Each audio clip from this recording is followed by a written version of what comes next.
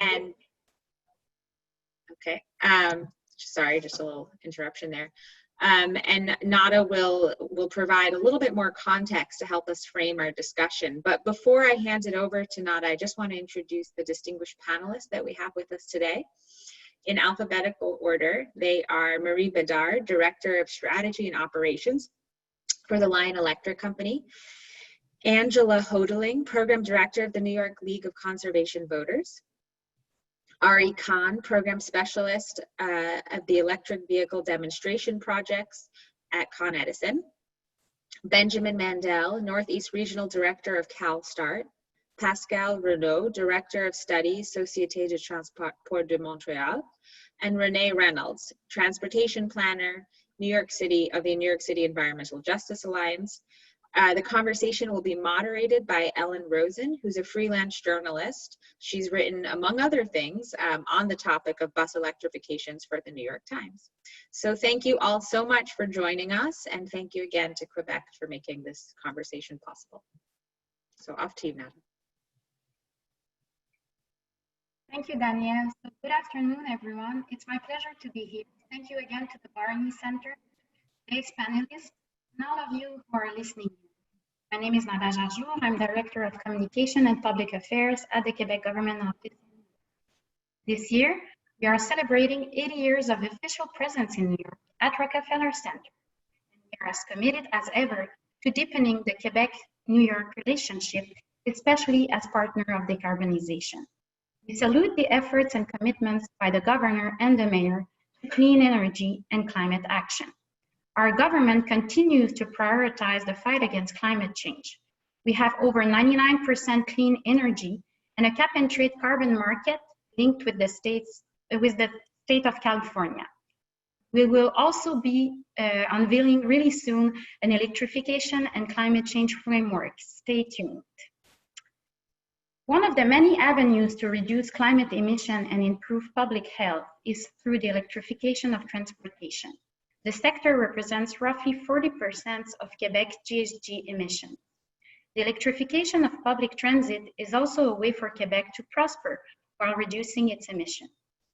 Our 2020-2030 infrastructure plan provides, for $16 billion to improve public transit services.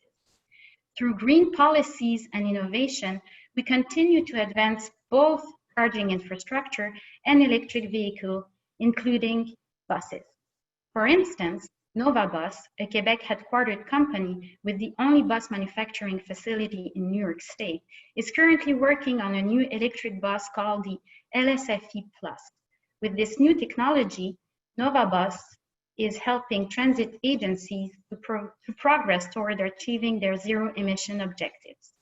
We are also thrilled today to have a representative from Lion Electric to discuss their all-electric school bus and truck program, as well as an expert from the Société des Transports de Montréal who will talk more about their electric bus program. So thank you everyone and have a great event.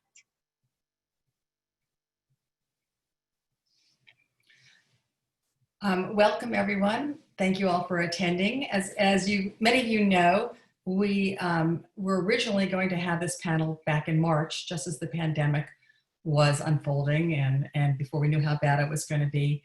The questions have changed a little bit since that time. So I wanted to start off by asking, what does it mean now that we're in the throes of the pandemic? New York City already has carries more riders, before the pandemic, carried more riders than LA, San Francisco, and Chicago combined.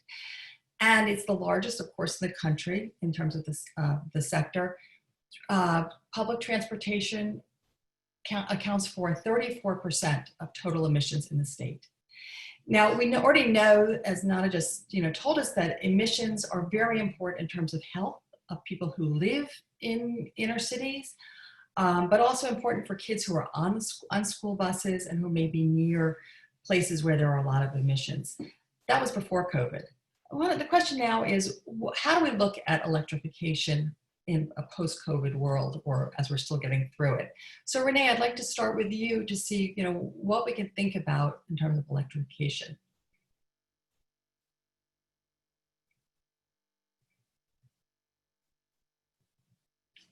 No. Sorry, I was still on mute. So just wanted to say hi to everyone that's listening and thank you for joining. I'm happy to participate in this conversation. I want to give a little bit of context about our organization and why we see electrification as being important pertaining to mobility and public health and environmental justice communities, as well as in light of this global pandemic. So just to start, the New York City Environmental Justice Alliance is a grassroots network of community-based organizations across 4 of the 5 boroughs in New York City. So we have an 11-member organization representing EJ communities in the South Bronx, in Brooklyn, in Queens, Manhattan, in their fight against longstanding inequities. So for almost 30 years, we've fought against a myriad of public health risks due to the presence of noxious infrastructure in our communities, including waste transfer stations, peaker plants, and highways. And all these harmful emissions they create lead to poor air quality and disproportionate health impacts for low-income neighborhoods and communities of color. So our communities suffer from higher rates of asthma and respiratory ailments, higher rates of morbidity due to those resulting illnesses. And as you mentioned, the transportation sector is the largest source of greenhouse gas emissions in the state, second largest in the city. Which is why we see vehicular electrification as a whole as an important piece of reducing emissions in the sector and reducing the larger scale climate and public health impacts on vulnerable populations. So then electrification of public transit buses is particularly important due to their heavy use and presence in EJ communities. In New York City, low-income communities represent about 75% of the MTA's bus ridership, and our own research has indicated that 75% of the MTA bus depots are also located in EJ communities. Therefore, whether they are idling in the depot or traversing our streets, tailpipe emissions are causing deep exposure to fine particulate matter, or PM 2.5. Which causes devastating impacts on our lives. We're also seeing, as a result of this global pandemic, research indicating that there's a devastating link between COVID-19 and PM 2.5. And even a smaller increase of PM 2.5 could lead to about a 15% increase in the death rate. We know that African Americans are disproportionately affected by COVID-19, and communities all across the country, we're seeing that African Americans represent higher rates of fatality than they represent in the population. And that's not, and it's the same case for New York City, according to the Department of Health, where Hispanics make up 34% of the people who are dying from the virus. They only represent 29% of the population. And for African Americans, they make up 22% of the population, yet they are dying. They represent 28% of the folks who are dying from the pandemic.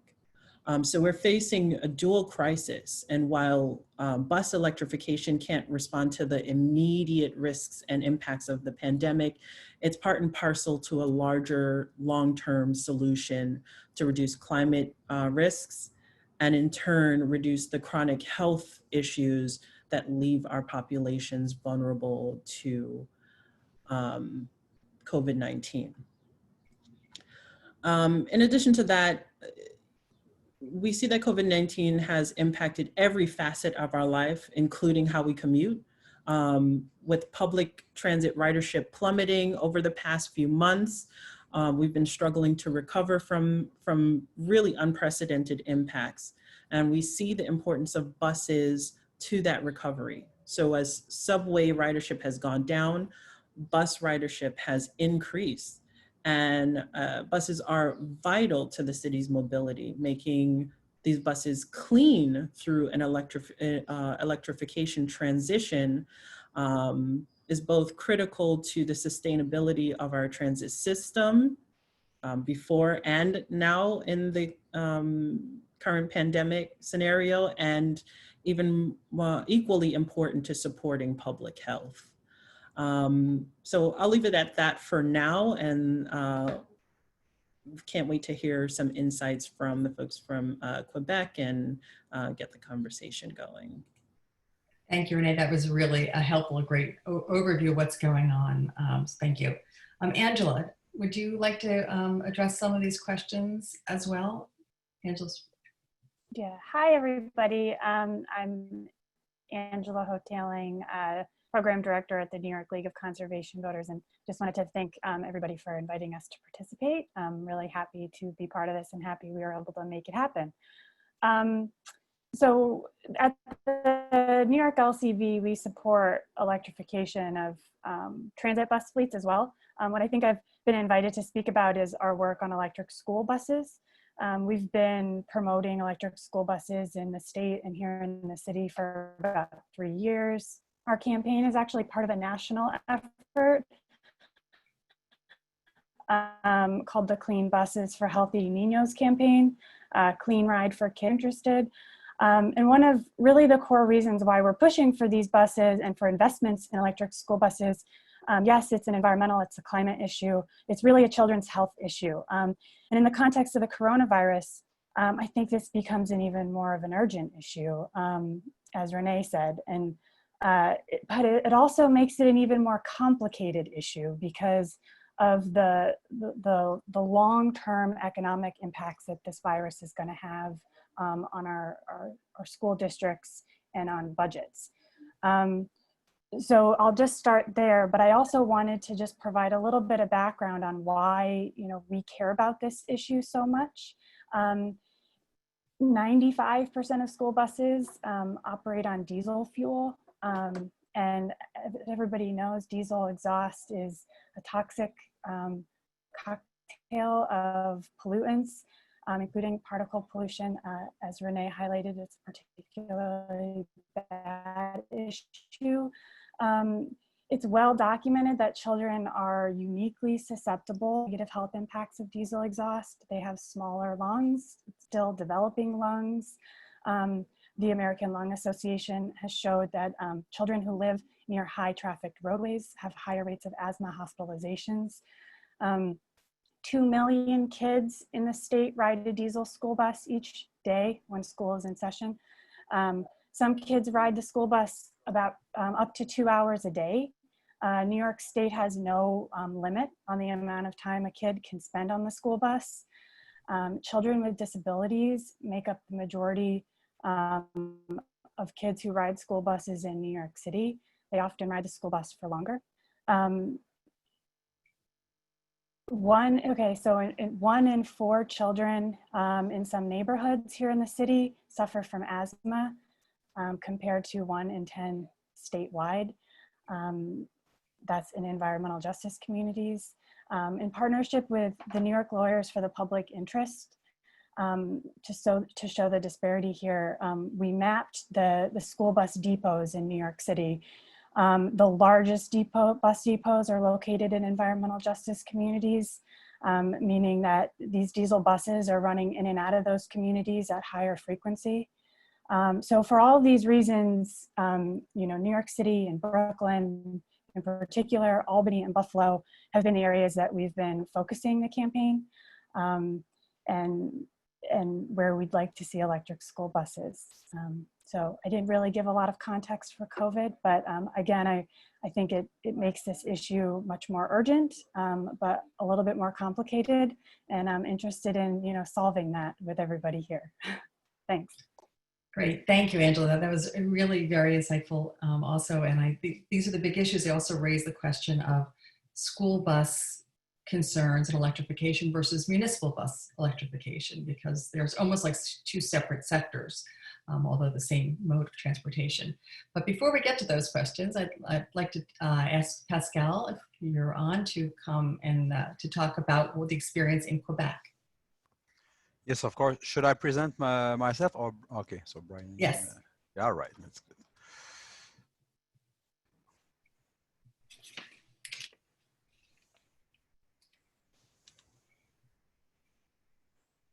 Okay, let's start with the beginning here. So hi everyone, my name is Pascal Renaud. I'm a project director at STM.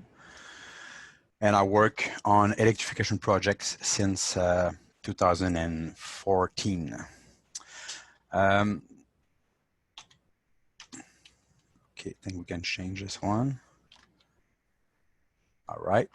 So I am not going to go through all these bubbles here, but just to present an overview of STM here.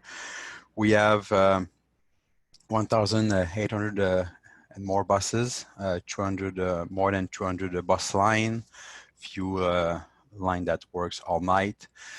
We are the second largest transit authority in Canada, the third largest metro in North America, and we have a operating budget of $1.5 billion. We invest a lot in our infrastructure, even if it's the on the metro side or the bus side. So there's a lot of investment has been done in the past few years. So this is an overview of STM. We also have paratransit buses, and we have also some electrification project on that side too. 4 metro line, 68 station, and 94 train. So that STM. All right. So STM goal is to purchase only electrical buses by 2025. This is the organizational plan from the board of direction here at STM. Of course, we would like to buy these buses equipped with the best available technology for fully zero-emission bus fleet by 2040. So that's our goal here. We have started replacing the diesel buses by hybrid buses. And I put down here a few milestones in our journey to electrification. So 2008, we received the first hybrid buses. We perform a feasibility study on trolleybus network. So yes, we studied trolleybus in 2013 to better understand what is the how we can install a trolleybus in Montreal and see if it's can be operational in our business. We figure out that this is not very good for us in terms of money and the loss of flexibility on our network. So we decided to stop that and to concentrate our effort on electrical buses.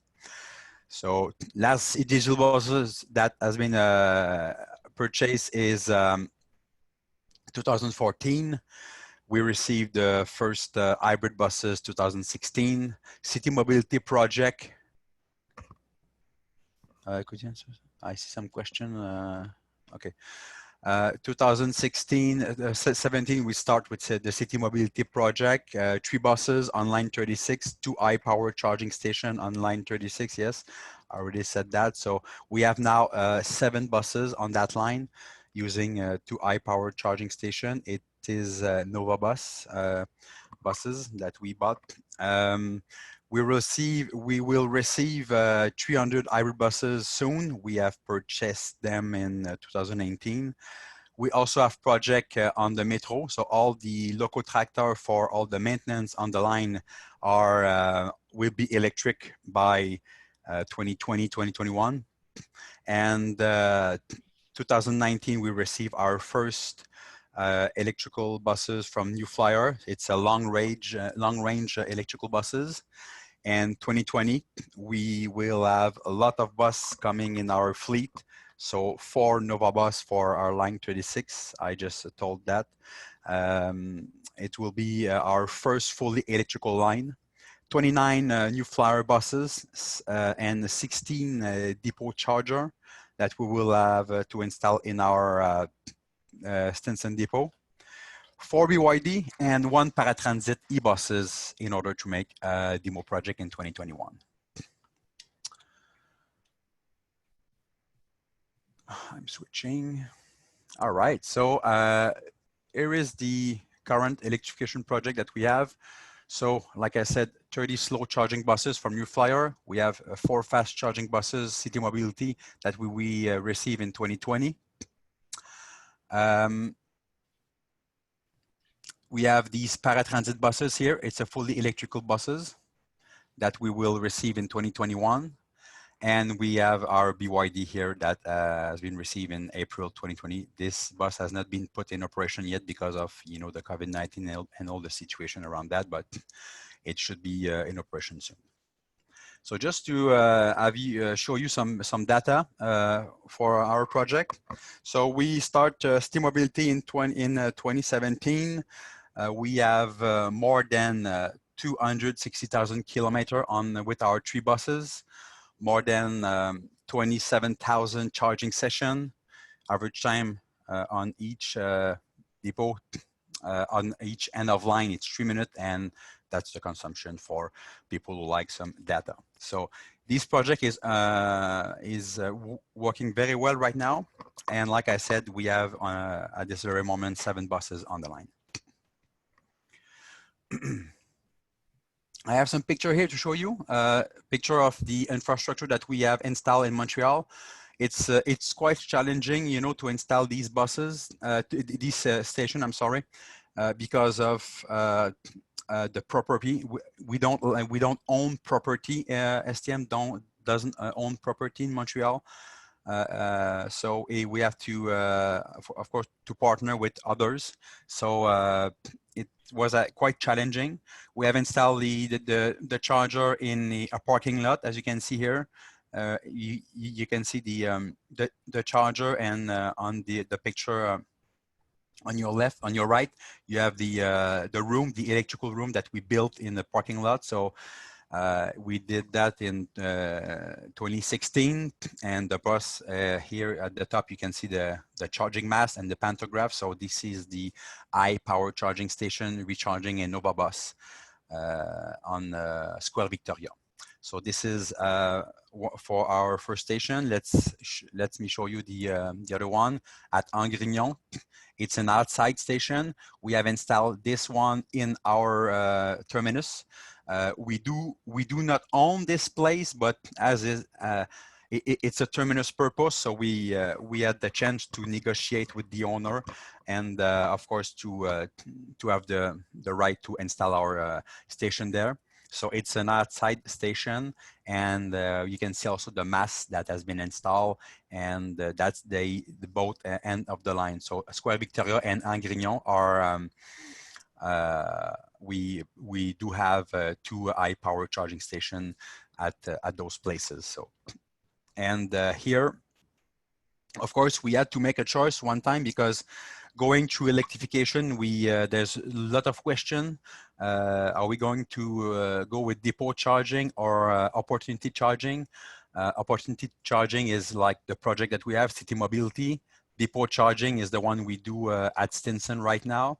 And so many questions has been asked with the committee that I put in place, because of course, high-power charging station, it's really challenging because of all the stakeholders that are involved in the project. When we do electrification in our depot, we own the depot, we own the place, so it's quite easier. There's other question about the operation cost, maintenance, bus technology, all the infrastructure that we have to install. Let's take an example. If we install a high-power charging station in Montreal on a lot of our lines, and for some reason we have to move or to change the route of these lines, that creates some problem with the station that has been installed. So we have to move them. So of course, when we charge the buses, we don't deliver services. So all the summation of all these charging time, it's cost for us. So we have decided to go to depot charging buses. So this is our next project, the Stinson project that we are actually doing at this very moment. So let me show you the electrification phases that we have at STM. So we start with City Mobility 2017, Stinson with 30 e-buses. It's under construction right now. We have also Saint-Michel with 2 paratransit minibuses. One will be received in 2021. another at the end of 2021. Bellechasse, our brand new depot under construction, will be ready for 100% electrical. So we will have about 200 buses in that depot, 100 articulated buses and 100 regular. Cité de l'Est, it's another depot that we will build by 2024. We will retrofit Saint-Michel, the paratransit bus depot, for a fully electrical bus depot by 2025. And the other that you can see here, Stinson, will be retrofit for fully electrical depot 2026. Legendre and Anjou. This is all the. We have more than 9 depots. We have 9 existing depots on the island of Montreal. This is just a few I'm showing you here. Of course, to do that, we need to have a strong partnership with Hydro-Québec. Hydro-Québec is the grid supplier for electricity, so we need to have a strong, oops, sorry, that's going a little too fast. Just come back at the slide just before this one, please.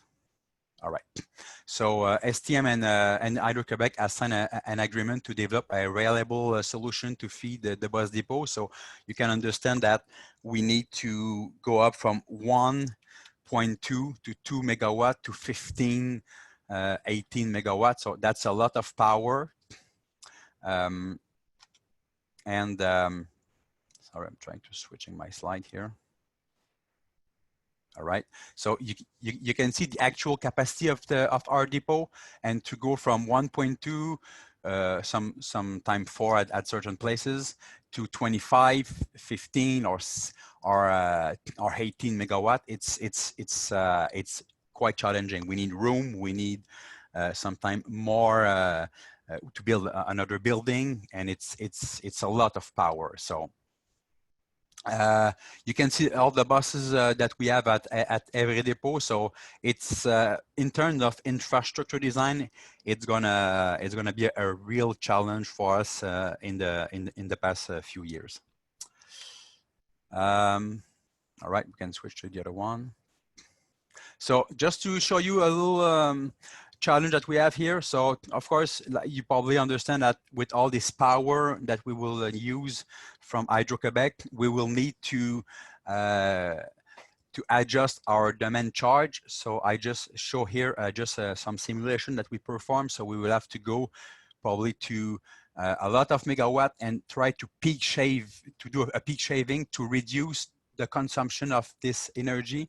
25 megawatts of power, it's a lot of money. So we will have to, of course, install some system and to control our charger, control our buses, link everything with our planning system. So it's a big challenge for us. So we will start with, that's why we start with a little project with 30 e-buses. But of course, if you think at a fully electrical depot, you can imagine that there's a lot of system that has been talked together, like planning system, the maintenance system, the charging system. So it's really challenging, and we are working on that at this moment with our team. We can change slide. So some technical challenge. I already go through that, but just to show you, that's the Stinson depot. We will go to Depot Panto. You probably saw the Panto on the line here. You see that we are installing Depot Panto at this very moment in our depot. We tried also to manage our cable, because we will have cable system to plug the bus, but we will have also Panto to charge the bus. So it's a new challenge for us to have depot installed inside in terms of height in the garage. So it requires some space to install the pantograph. The charger, they generate a lot of heat. So we try to figure out, can we reuse that heat to heat the depot? So there's a lot of thinking, and we have to, of course, think about what's going to be the future, because with only 16 charger, it's no big deal. But when you think that we might have 80 to 90 charger one time, all that heat that will generate, we can probably reuse it. So it's gonna be it's gonna be something that we will try to figure out how to do it. Electrical entrance, of course, like I told you, we will have to feed the depot with a lot of power. So of course, we will have to install a lot of electrical cabinet, and to do all that, we will need some money.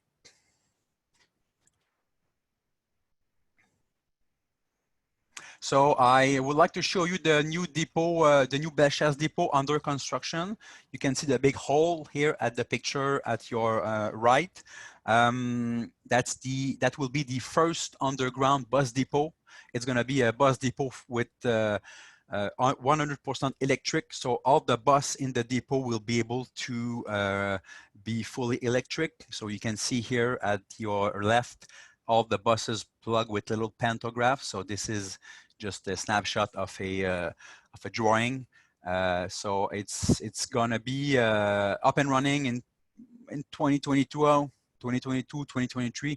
We will have to, of course, with all the COVID and all the situation, and it might influence the operation date, but still it's under construction right now, and of course it's going to be a big depot for us, and it's going to be the first underground depot. So it will be challenging to operate that kind of depot in terms of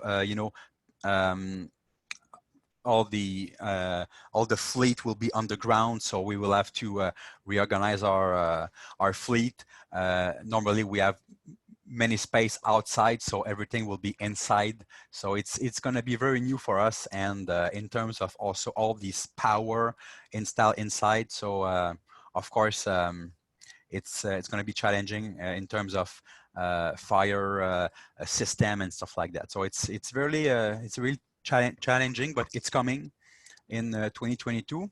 And my last slide, I think it's my last slide here. Yeah. So I put in place an electrification committee to better understand what will be the challenge coming in at SEM. You can see here the island of Montreal with all the line, and what we will try to do is to, while we are still operating our network, we will retrofit our depot and our buses to, of course, try to switch to electrification. So you can understand that a lot of things are, and a lot of department and group will be involved in terms of security, funding, operational constraints, staff training, maintenance. Of course, the network maybe have to change a little bit. The charging technology, the bus fleet management. So it's a big change for us in the coming years, but it's very challenging. So yeah, that's about it for me today. Thank you so much, Pascal. That was really wonderful. You raised a lot of issues that I think we're all interested in. One of the things that is particularly of interest here in New York is the intervention or the help of utilities in terms of getting electrification off the ground. And so I'm wondering, Ari, not to put you on the spot, but since you are from Con Ed, if you can tell us how Con Ed, for one, can help with electrification. No, it's fair enough to put me on the spot. I think there are a few ways. In the most recent, so we have several incentive programs that are available, mostly around public charging stations. So, one program will reduce demand charges, which are a big component of your energy bill, by up to 39%. We have another Make Ready program that provides the electric interconnection for either public fast charging or fleet fast charging. So if you were a school bus or a transit bus operator, you could get that today. And then additionally, the state is in the process of creating a larger Make Ready program for light duty public fast charging, and has indicated, and a lot of other stakeholders have sort of, also sort of said in their comments, this is great, and we also want to make sure that you look at fleets as well for the reasons that other panelists have mentioned. So those are some of the programs that are in place or potentially coming down the pike. Can you describe a little bit about your pilot with White Plains in terms of electric school buses? Sure. So that was a test that was initiated in 2018 to show that that was a business model test. It was to prove that school buses could function as transportation for the school district. And then during the summer, when most of those school buses aren't used, in New York, 70%, in New York City, 70% of school buses are not used during the summer. So those idle buses could then be used as summertime batteries. So that is, and the idea there is to help, make the grid more resilient and greener and more reliable, and then B, help improve the operating costs of electric school buses. Can you talk a little bit, that goes to vehicle to grid, right? Yep. Where the buses then supply electricity power back to the grid to be used in off times. Have you been able to test that at all? We are testing it this summer, so stay tuned, probably in the next week or two. Great, thank you. A big issue that everyone is thinking about, Pascal, you've been talking about, are all of the costs that are attendant with electrifying. So utilities are one way of addressing it. I don't know who wants to speak to this. Possibly Angela, or Marie from Lion, about how we can offset the costs. Costs are very expensive upfront. One company, Proterra, out in California, is now toying with the idea of renting the batteries so that to reduce costs and make battery leasing akin to fuel. What can be done to help lower the costs? Sure. Thank you, Ellen. You're absolutely right. Electric vehicles have a higher capital cost today, but it doesn't mean that the total cost of ownership of an electric vehicle doesn't make sense. It actually does. But the grant funding opportunities and policies targeting electric vehicles are working. I think White Plains is a great example of this, and there are so many others across the nation that just show that higher volumes will allow OEMs to reduce our overall costs. Just as an example, in the last 3 years, our prices nearly dropped by 50%, while our ranges actually increased, almost 3 times what it was 3 years ago. So you can see, operational costs going down, ranges going higher, and that makes a whole business case for EV and, heavy duty EV, such as school buses, transit buses, as well as trucks.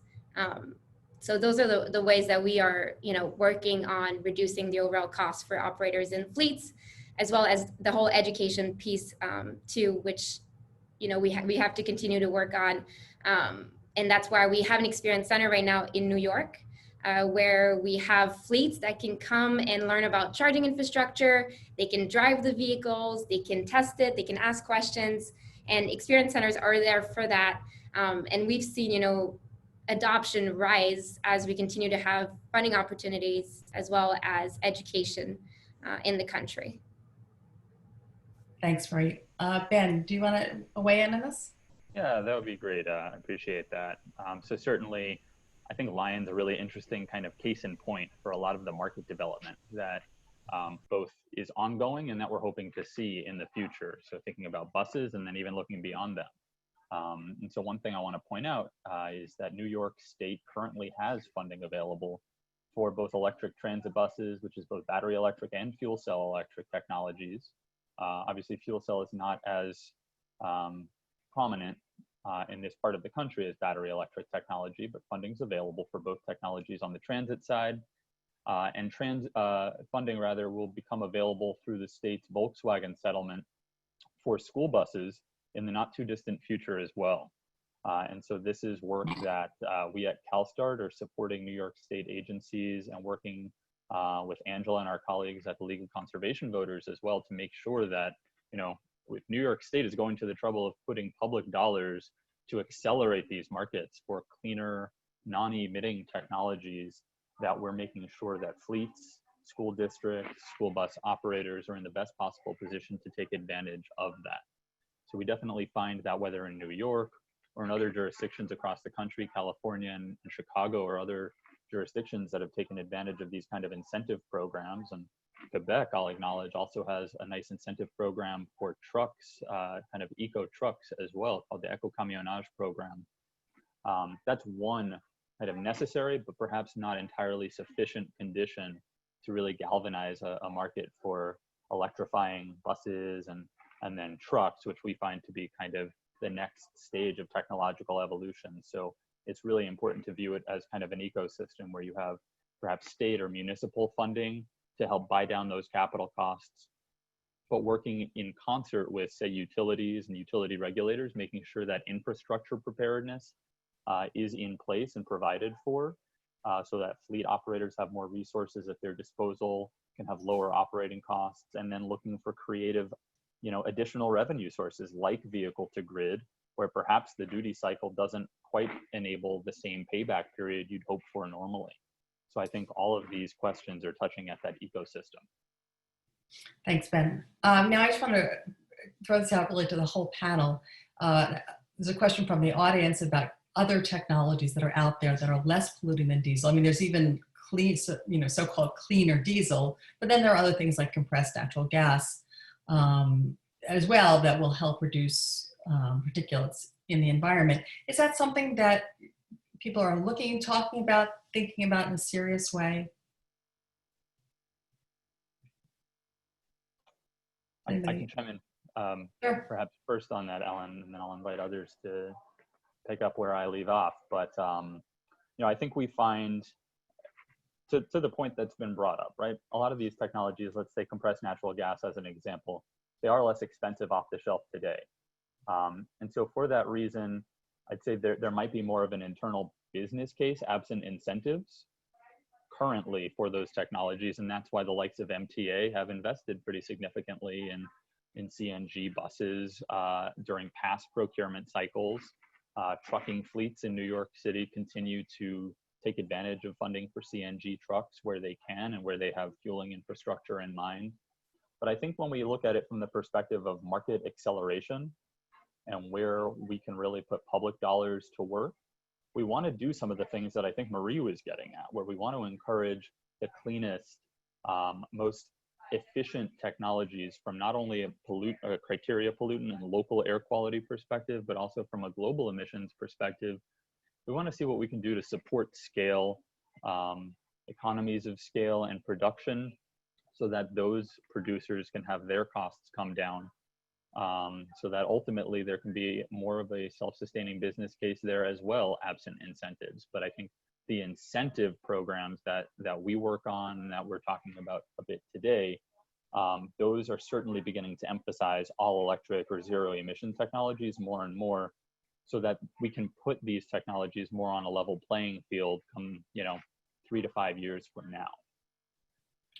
Sure, Ben, and if I can just add to this, I think it really depends on what kind of operation you have. So, if you're looking at propane or CNG, today they might have longer ranges available, and that might fit with some fleets, and electric might not, to be honest. So, we are targeting urban routes as we continue to increase range. But electric does make sense in a lot of cases, maybe not 100% of the time, but 75% of the time and more. So where electric makes sense, we truly believe that, we should go for electrification and really target the zero emission. So that's why we have to continue to increase that operational range and increase that battery technology and work towards innovation. But it doesn't mean that, propane or CNG does not make sense at this time in time. Marie, while you're speaking, how does it work in terms of heat? Because Quebec's got some cold winters. We do here in New York as well, and additionally hot summers. What about the heating, cooling, and how that affects range and efficiency? Sure. So heating is always a good question, and we go through it here in Quebec. And I lived in New York for 3 years. I've been through the cold in New York as well. And it's important to look at different solutions. So if you look in California, we offer only electric heating. It does impact your range, but we also offer preheat. So what it means is your vehicle can be charged in, and then you can preheat your vehicle without using any of your battery range. So you leave the yard and that you're at 100%, which is awesome, and drivers love it, and it's great. In certain situations like Quebec and maybe up north too, we also offer an auxiliary heat. So it can be a small diesel or propane tank, which is going to allow the operator to heat the vehicle and not lose any range. So we are working right now on having electric heaters that are that have more power, that use less energy. But this solution right now is not necessarily where it has to be to make it convenient on the range. So, you know, we offer both solutions, and it's been working well. I mean, the school buses here, people, you know, are warm, as well as in New York and in California. You know, it's a different story. So we need to adapt to the different climate, weather, and we will continue to do that as the technology improves for heating as well. How do we deal with a question of cost? We already have in New York the most expensive operating costs for a bus system. Ridership has been going down over the last decade. It of course plummeted even more. That hopefully will, you know, come back as the economy comes back. But when I look at the statistics, the 2018 study said it was $30 to $40 per mile in terms of operating costs, and per hour it's $215. That's sort of historical back as of 2017. If electric buses are still more expensive, how do you deal with that in an age where everyone's worried about costs? Is there someone, Angela or Ben, I know that you are following all these issues. Well, I certainly do not have an answer to this, but one small point that I'll make, that I think that we've been thinking of ways to focus on in light of all of this, is that asthma and the public health impacts of diesel pollution have costs as well. They cost taxpayers, they cost families, and so while it's difficult to compare these costs, I think it's an angle in terms of our messaging and our campaign that we'd like to try to use more. So I'll just sort of stop there, but that's, you know, one way to look at it is that left, you know, if we just say, well, this is too expensive, let's keep the diesel buses we have. Well, there are significant costs associated with doing that as well. I can jump in. I think there are additional strategies that we can look at to increase efficiency in the way that our transit systems work on our roadways. What we've seen as a result of the pandemic is that fewer private vehicles on the street have made way and space for buses to operate much more efficiently. And that is why we have seen, part of the reason why we've seen an increase in bus ridership during the pandemic. So I think that we have to think about congestion as one of, you know, the pieces of the puzzle here, and how it relates to efficiency and costs and so forth. And I heard folks talking about like the capital cost, but we know that over the longer term, the lifespan of an electric bus, you save a lot more in terms of maintenance costs and things like that. So that has to be part of the calculus as well. Renee, thank you. While you're speaking, there's a question that I think you may be best able to address, which is if you look at, because it is sort of bifurcated, and there's the electric municipal buses versus the school buses, and they have different needs and different, you know, pros and cons. Do you prioritize which one you'd like to see first if you had to choose? Short answer is no. I don't think that there's a choice, there should be a versus between school buses and transit buses. They both support the mobility of our most vulnerable populations, our children and our environmental justice residents. So I think that they should be, there should be parity in the rollout as much as possible. So we have a state mandate now through the Climate Leadership and Community Protection Act to reduce our greenhouse gas emissions by 85% by 2050 to reach carbon neutrality. And I think that every sector and every bifurcation of the transit sector should be aiming towards that goal. So I think they have to go hand in hand. Great. Thank you. It sort of raises another question. What I've heard, it's been said, is that electrification of transportation is not a red state issue and not a blue state issue. It just cuts across all lines.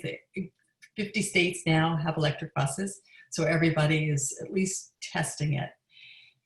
How do we keep that argument and the lobbying efforts that everybody needs to do in order to get this done? How do you keep it so that it is sort of apolitical? Has that been a problem? I think there's a big innovation story, and it's even tied to a bunch of available funding streams. So, you know, New York State and the New York Truck Voucher Incentive Program that we support, for instance, is subject to a domestic content requirement under the Buy America provisions of Federal Highway Administration funding. And that's led companies that want to do business in the program to create, you know, brick and mortar locations or in New York State locations for doing their business. And you see, you know, Marie talking about Lions Experience Center, upstate New York, being one such example of a you know, technically foreign company coming and establishing boots on the ground in the U.S. I think that's one example. And I think if we want to encourage, you know, high-tech industry as we advance our manufacturing, I'll note one really exciting collaboration between a New York-based company and a Quebec-based company. The Nova Bus models that Pascal was referencing, the LFSe Plus, it's actually a collaboration between them and BAE Systems, which is based in Endicott, New York, and they provide the battery electric powertrain. And so I think if we can think about some of the supply chain components that go into this industry a little more strategically and focus on where there are maybe existing powerhouses within the medium and heavy duty vehicle space, which has been a huge success story for domestic business. And we can start to encourage those companies to be more forward compatible by investing in lower emission, more efficient technologies. And that becomes more of a, you know, green jobs and green economy story. And I think that's probably a more palatable way to focus on it. Thank you. We've been looking at all this sort of from the bus angle, the aspect of no emissions, but you have to also look at what's being created by the grid. And since, you know, I know everybody's moving towards carbon-free emissions from the utilities themselves, how do you factor that in? What's the, you know, algorithm that you use to look at where we are and what the net emissions are, not just from the bus alone? And I don't know if Ari, you might want to do that. So because I have the light duty statistics off the top of my head, I'll just cite those. In New York City, an electric car is 70% cleaner than a comparable gas car, 22 mpg car. So it means it's still, you know, 35% cleaner than a hybrid, and that's on today's grid. So, it's very, and then Concerned Scientists has done national analysis to show that EVs have those benefits. And you know, carbon, the value of carbon is factored into the kind of programs that we're able to offer, like public charging infrastructure. So that, you know, the amount of climate benefits those create is based not just on the emissions from the tailpipe, but also from the emissions that are coming from the smokestack of our power system. So a lot cleaner. A lot, okay. And it stacks up for medium and heavy duty as well. I'll just chime in. Everything Ari said, I agree with. UCS has also done corresponding analysis for trucks and buses, showing the kind of MPG or mile per gallon diesel equivalent effect of, you know, electrifying trucks and buses in all different parts of the country, factoring in their local electricity mixes, and come up with roundly similar conclusions. If you don't believe me, believe Ben. Thanks.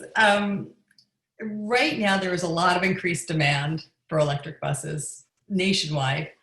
Demand right now is outstripping supply.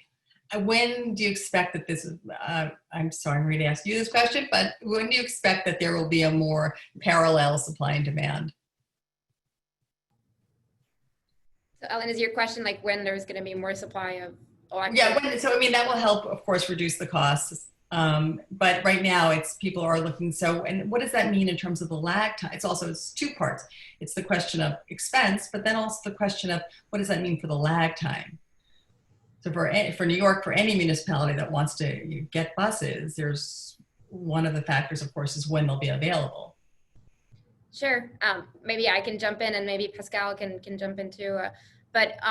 You know, right now in terms of electric school buses, I mean, we're way beyond the pilot phase. You know, there's actual data, there's information out there. So I think that's kind of been hashed out. And on our side, you know, we can have an electric school bus to customers within a couple of weeks / months, depending on our book of orders. So, you know, right now we're producing out of Quebec and Saint Jerome. We have the opportunity to produce up to 2,500 trucks and buses per year. And we want to come to the US as well as soon as possible. These are our plans within the next 2 years to come to the United States and start producing with up to 10,000, you know, trucks and buses per year. So I think, you know, as demand continues to grow, we will definitely be able to keep up with supply. As Ben mentioned, you know, incentives are working, they're helping. But as volumes continue to grow, we're able to reduce costs. And I think I'm speaking for all OEMs. Right now we hear a bunch of different OEMs that are working on either their EV plan or are already solely focused on EV, and they're coming within the next couple of years. So I don't think it's going to be necessarily the supply that's going to slow down anytime soon. I think it's just going to grow and it's going to keep up with the market demand. And then I think it's Ari's job to keep up with the infrastructure to make sure that there's enough to supply all the grid. Speaking of the grid, Pascal, how have you been able to deal with the peak demand charge? I know you're trying to flatten the charges and use, but how do you deal with both the demand itself and the cost of it? Well, first of all, in my presentation, I was telling you why we choose the depot charger, and one of the reasons also is talking with Hydro-Québec. Hydro-Québec, the peak demand on the grid, normally it's in the morning and in the evening. So people are using a lot of energy in the morning and while when they arrive at home in the evening. So when you charge your buses on the road, let's say we have all high power charging station installed on our line, we will use power in the peak demand.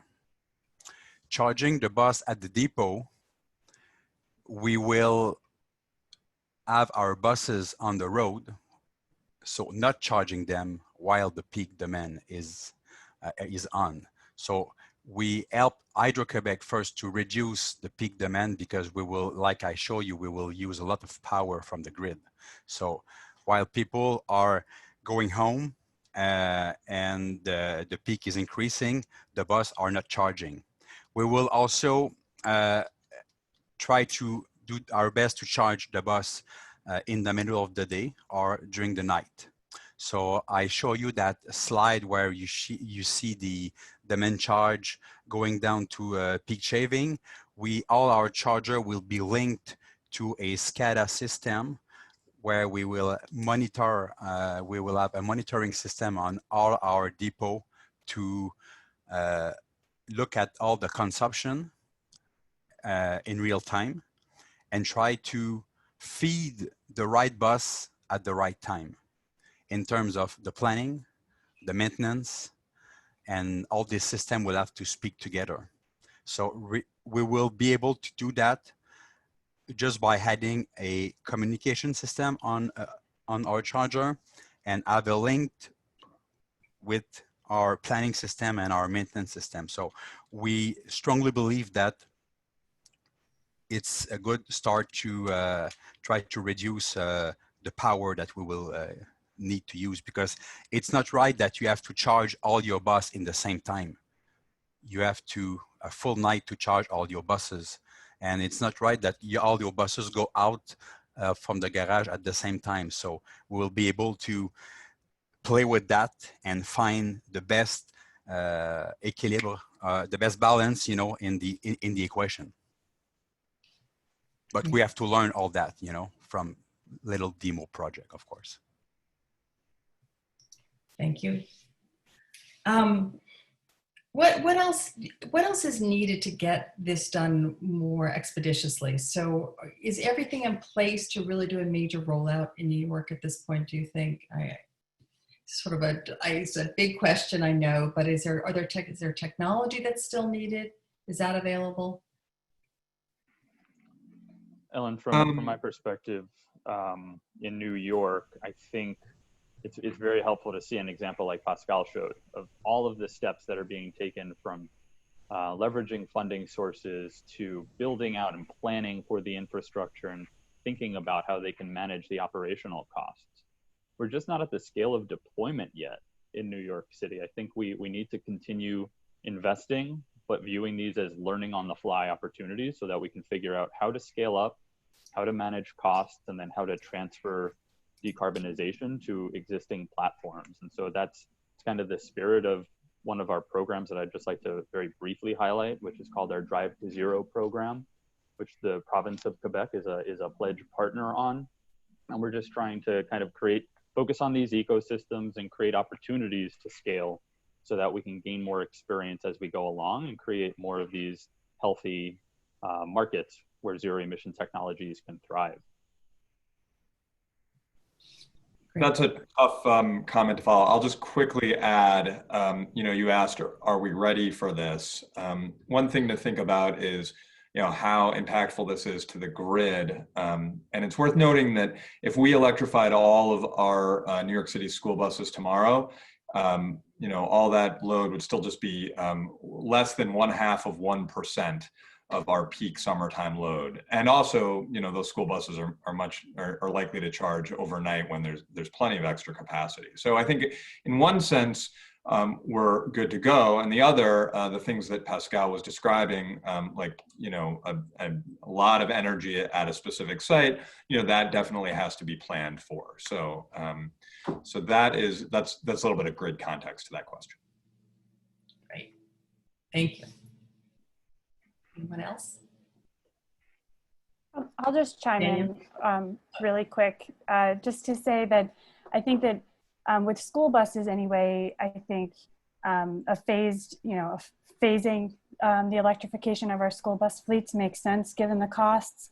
That's one of the reasons why in our campaign we have been prioritizing the campaign in environmental justice communities that already have, you know, air pollution issues. We should prioritize those communities and electrify school buses that run through them first.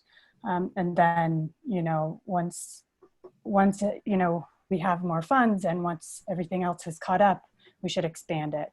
But that's been one of the key points of our campaign in terms of phase-in. Oh, I'll just quickly echo Angela in terms of prioritization of communities, environmental justice communities on the transit sector as well. We need prioritization of routes in environmental justice communities. We have seen busways coming to fruition in New York City through the 14th Street busway, and the city just recently advanced a couple more lanes, 6, I think, lanes and a couple more busways to come. And so we need to see clear strategies on how we want to improve, you know, the impacts in the communities that have been most burdened by poor air quality. Great. Thank you all. Danielle, do you have we're going to wrap up, I believe. Yes, thank you so much. Well, I just really wanted to thank you all for a terrifically enlightening conversation.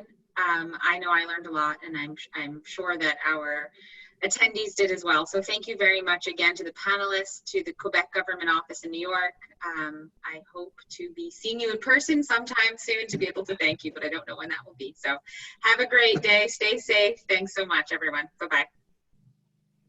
Thank you. Thank you. Thank you. Bye. Bye.